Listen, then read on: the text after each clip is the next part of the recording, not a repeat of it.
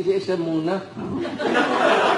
Una pong tanong, President Duterte. Nung nakaraang press conference ni Vice President Sara Duterte, tinawag niyang hindi presidente umakto, ngayon ang current president. Oh, ang tanong, hindi presidente umakto si BBM. Anong masasabi ni PRRD? Kung kayo po ang tatanungin, ano po ang reaksyon niyo sa pahay po ng anak niyo? Well,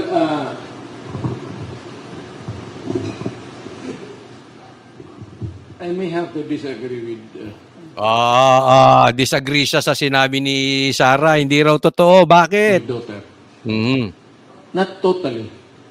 Baka kulang sa expectations niya. Ayun. Sobra sa expectation lang si BP Sara. Bakit? Pero ang role model niya yung tatay niya. Ang galing lang sagot. Ulitin natin. Sobra sa expectation. Yung tatay niya. Siguro ang role model niya yung tatay niya. Ayun. Sobra sa expectation si BP Sara, no? Kaya para sa kanya ay hindi presidente si Marcos umakto. Bakit ang role model niya ay si PRRD. Ang galing sumagot ni PRRD. But seriously, ang taas po kasi talaga ng sinet na standard ni PRRD. Kaya naman mahal na mahal siya ng taong bayan. Ang hirap kasi yung susundan mo kahit sa ang bagay eh. 'Di ba? Kahit sa mga singers, sa mga dancers, sa mga negosyo, pag ang sinundan mo ang taas ng standard, yung tao yun ang ine-expect. Hindi ka pwedeng bumaba. Hindi lang naman si BP Sara eh. Ang buong Pilipinas, hindi ka pwedeng bumaba. Pag bumaba ka diyan, magmumukha talagang inutil kahit hindi naman. Ang taas ng in-expect, ang layo. I mean, eto this is public knowledge. Ang layo ni PRRD kay BBM. Sabi ko nga sa inyo halimbawa ba, maimbitahan, halimbawa tapos na ang termino ni BBM bilang presidente at siya naman ang iimbestigahan sa Senado. Huwag na natin pag-usapan kung totoo, hindi totoo. Yung halimbawa, pinagbintangan siyang adik. Halimbawa, pinagbintangan siyang kurap. Huwag na natin pag-usapan kung totoo, hindi. Sa tingin nyo ba haharap si BBM? O ang ipapadala niya doon yung mga vloggers niya? O ipapadala niya yung mga political allies ni Martin? Hindi siya makakaganyan. Ang layo talaga eh. Tingnan nyo yung response nila. Sa disaster response nila. Sa baha. Ang layo. 'Di ba? Ang layo. Tingnan niyo na lang. Nung panahon ni PRRD, ang mga adik takot lumabas. Ngayon ang mga adik pakalat-kalat. Ngayon yung adik ipinagtatanggol pa. Hindi ko nga maintindihan eh. Ano bang meron sa mga adik ngayon? Ano bang meron sa mga kriminal ngayon? Bakit pinag-aaksayahan ng panahon at pinagtatanggol ng ibang senador, ng ibang mga congressman? Bakit yung sumulusyon sa mga adik, sa mga sagabal, sa bayang ito, yun ang ginigipit? Bakit tuwang-tuwa kayo sa adik ngayon? Na nagbibigay kayo ng oras ng budget ng taong bayan, may gastos lahat 'yan. Bakit nyo pinag-aaksayahan ng effort ang mga adik? Ano bang meron sa mga adik ngayon? Sino ba hari ng mga adik ngayon? Bakit? Yung sumulusyon sa problema natin, yung paginigipit. Ang layo talaga ni PRRD Ang layo ni PRRD kay BBM. It's not even close. If you will ask my opinion, it's just like night and day. Araw at gabi. Kapit gatas. Ganun ang pagkakaiba. Ang layo. Itim at puti. Ang totally different. So, hindi rin natin masisi si VP Sara. Pero hindi lang si VP Sara, Pilipino mismo. Pilipino mismo. Naghahanap. Kasi nakaalis na tayo sa trapo eh. Nakaalis na tayo dun sa mga politikong ginagawa lang basura ang mga botante. Ayuda rito, ayuda rito. Ang tanong, asa ng infrastructure natin?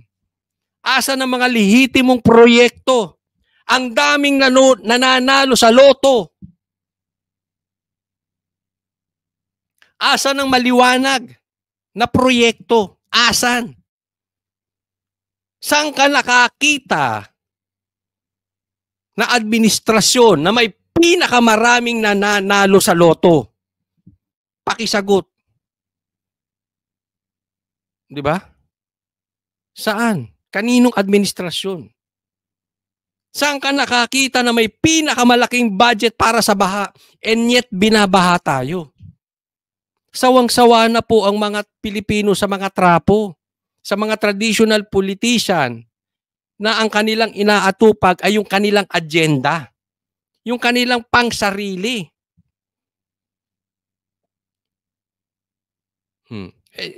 PRRD, ano? May pinangako sa taong bayan, tinupad yung pangako. Layo, di ba?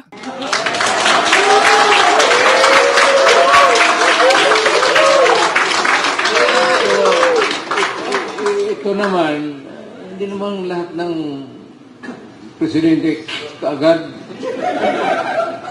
But, Wag na, hayaan mo na si BP, sabi. Ito naman, hindi naman pwede yung presidente ganun agad, tanggal agad. Ewan ko. itong sitting president ngayon, I Ano? know in my heart, not because hindi ko magkaibigan. I know that what he, by the way, what is he supposed to do? Nakaupo dyan siya sa manok na yan, bayad siya. Anong gawin niya? Mag-init siya ng utot niya dyan sa, Siyempre nagtatrabaho yung tao. Kaya lang siguro, hindi, yung estimation sa ibang photo, medyo kulang. Kasi, Kulang na kulang, PRRD. Isang ka naman nakakita ng, minsan napupunta yung pera ng taong bayan dyan sa baha na yan. May flood projects sila eh. Flood control projects. Ang laki ng pondo eh. Baha pa rin. Tapos sasabihin sa media, ano bang gagawin natin? Kamot ulo. I mean, can you respect that kind? Alam mo kung ako BBM vlogger? Kunwari lang ako BBM vlogger ha. Sasakit ang ulo ko dyan kay Marcos. Sa totoo lang. At tinan mo tayo oposisyon. Sitting pretty. Bakit? We just follow our leader. We have a real leader. Hindi takot oh. Susunod lang. Yung leader natin kung tayo BBM vloggers, isipin mo yun. Ni takot sa debate. Lalabas ba ng ganyan yan? Oh, so, imbis na pinagtatanggol ka ng presidente mo, yung presidente mo pinagtatanggol mo. Weak eh. Oh. naman, hindi mayapang. Ito sa spoken. Ito guys, akin na, pot, tayong ginagawa, leche ka, yawa ka, hambog. Pero alam nyo, si BP Sara, sa magkakapatid ha, I think si BP Sara ang nakakuha ng, kanina nga kinakausap ko sila, mga kasama ko sa Banateros. Si BP Sara ang nakakuha ng utak at tapang ni PRRD. Combined eh.